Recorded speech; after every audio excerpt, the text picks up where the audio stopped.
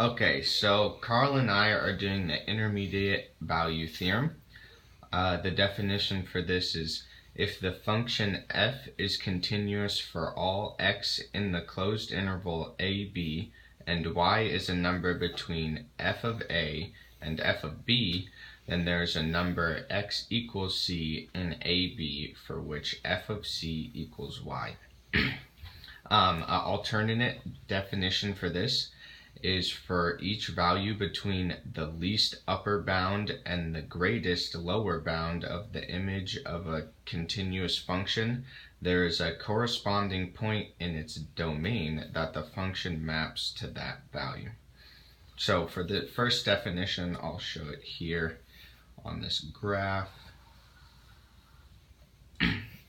Okay, so for this function, we can see that, let's say there's a point here, and we'll call this A, and there's a point here, and we'll call this B.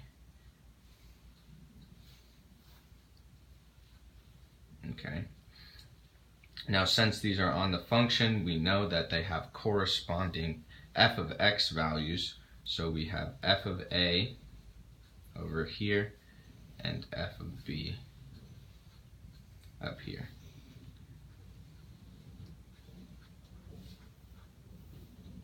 Okay, so now that we know that the function is continuous from a to b, we know that there is going to be a point in between the two here.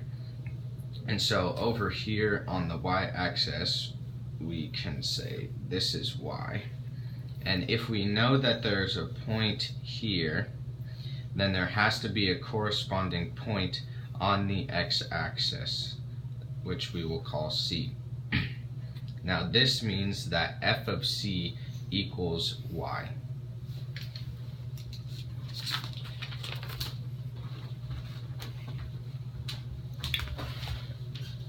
So now it's time for an example problem.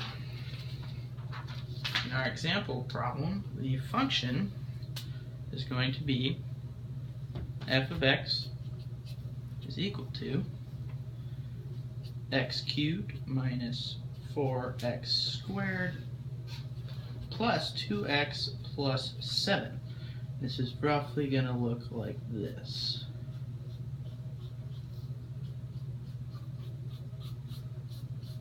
There we go. And so what we're trying to figure out is that that there is a value of x equals c that occurs between 1 and 3 for which f of c is exactly equal to 5. And so we have our points 1 and 3 here, and we'll draw, as Thomas was talking about earlier, down here. And we'll see that they are equal to, there's 4 and 6. So there. But we're trying to figure out f of 5, which is here.